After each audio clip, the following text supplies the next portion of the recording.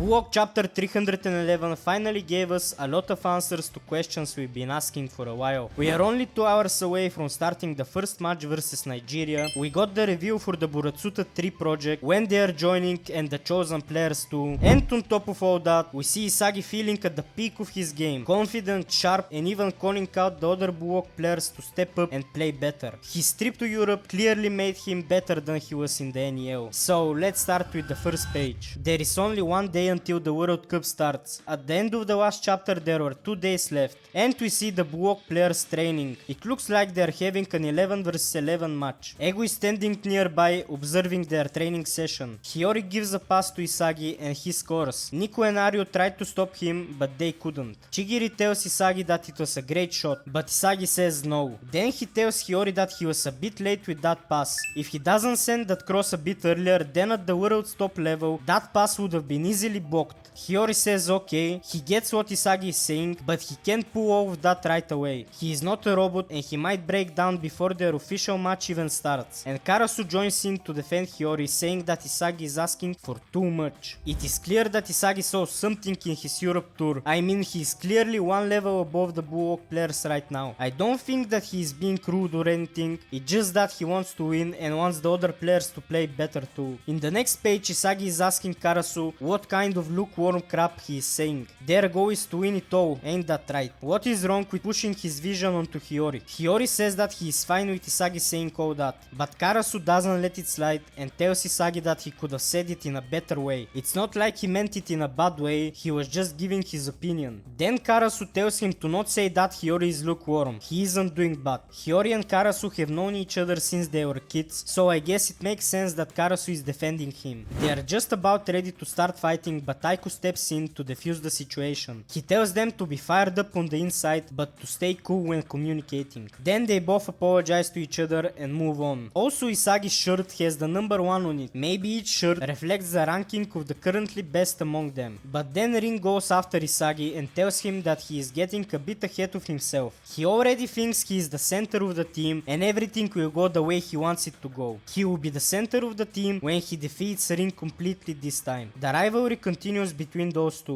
And we see Buratsuta entering the field, with his first words being that all of the players there are only money printing individuals. But he quickly corrects himself, saying the ego line, diamonds in the rough. We see the reactions to Buratsuta entering the field and they basically say that he is the money grabbing chairman. Ego wants to know why Buratsuta is here, and he reminds him that he clearly asked him not to come onto the field. But Buratsuta is not going to interfere with them playing football, and he is here to inform them about their promise. If they know it, then they might have a motivation boost. Then he reveals to all the players that the maximum number of players is 26, not 23, and that he will be choosing who fills the remaining spots, and one of those spots will be taken by Toshisai. And we see Rin's reaction to this. Why would he react that way though? Is he scared to play with his brother thinking that he is still not ready, or is he excited to play with him in the same team? Sai will be joining them when they get to the knockout stage, and it has been decided how the remaining 2 spots will be filled. While everyone is playing in the group stage, behind the scenes Buok's Side B project will begin. This new project will be basically the same as how Buok started. 300 young talents will start again and all of that will be streamed online. All of the heated battles will be on Buok TV with extra pay-per-view. I've seen a lot of people saying that the name of this should be Red Key. In the next page we see Otoya, Niku and Bachira saying that this new project is just a rip-off so Buratsuta can get more money. And we see some of the players joining that project. They are a bunch of NPCs, but one of those players is Kira. We haven't seen him since the first chapter, which was like 7 years ago. Isagi is surprised to see Kira and he remembers him from the first game of TAC. And we get the reveal that all of the Side B players will be joining in the knockout stage. In other words, Raito and Sai joins them, they will hit the world with a massive news blast. So they better make sure to get out of the group stage, even if it means their death. With his aura leaking like crazy, some players on the field are even scared by him. And he tells them good work and they should make him a lot of money. Isagi wants to know if what Buratsuta was saying was the truth and what is going to happen to Buok. Ego tells him to not worry and that is just simply another option. The chairman only thinks about making money and he will use that to make them stronger. Isagi then says that those who lose in Buok can never play for Japan's national team, but now they can play. So what happens to that rule? Then Ego suddenly abrupts him and says that if Kira comes back he won't use him. Ego stands on business as per usual, but if he doesn't use those players, why is the side B project even happening? Putting Hitoshi Sai aside, there is no chance that the players Buratsuta brought will outperform the existing team, and the decision of using those players lies on Ego, not Buratsuta. Isagi wants to know if they should just assume that the side B players are also part of Buok, and Ego tells him yes, all of that was some unexpected crap interference, but they should think of it that way. Besides, if they can't win the Under 20 World Cup, then Ego will be fired from Buok. Everyone is shocked by what he is saying. Ego's situation isn't that different from them all, and he won't change his ways. He is set on creating the world's #1 striker. He will put everything on the line to make Japan win the World Cup. Until this ego burns, he won't be handing over Buok to anyone. After all this talk, it is time to announce the starting 11 for the first game. On to the next page, we see the Japanese fans taking pictures with images of the Buok players, and we see the kid that was at the Under 20 Japan vs Buok game, wearing Isagi's shirt. And in the final page, we see Nagi about to enter the Buok building. He is here to take on Buratsuta's project. We also find out that the World Cup starts in 2 hours. That was a nice chapter. We found out how the Buratsuta tree will join the World Cup. We were confused as to how in only 2 hours would Nagi manage to pass all of the tests, but with this reveal, now we know that during the group stage matches, which should last around 12-13 days, the Side B project will be undergoing. Only the 23 chosen players by Ego will be playing in the group stage. As for the 2 spots left, I think it's obvious who will join them. Kira and Nagi are almost guaranteed to pass the tests, and if you have seen the final page of the episode Nagi manga, you can see how Nagi is changing into the Japanese kid and entering the field. So yeah, that was basically a hint about Nagi coming back. Ego made sure to calm all the players by saying that with the exception of Sai, the other 2 players can't be better than them. But who knows what Buratsuta might cook in those 12 days. He should probably hire a top class coach, because I don't believe he can transform Kira and Nagi from trash players to godlike talent. It will be interesting to see how they will change and if they will be better than the current Buok squad. I also want to talk about Isagi in this chapter. He was acting like he was a god, and the other players were not trash but worse than him, which might be true. After all, the only one who is truly close to Isagi in terms of skill right now is probably Rin. As I said, I don't think he wants to be mean to the others, he just wants them to level up.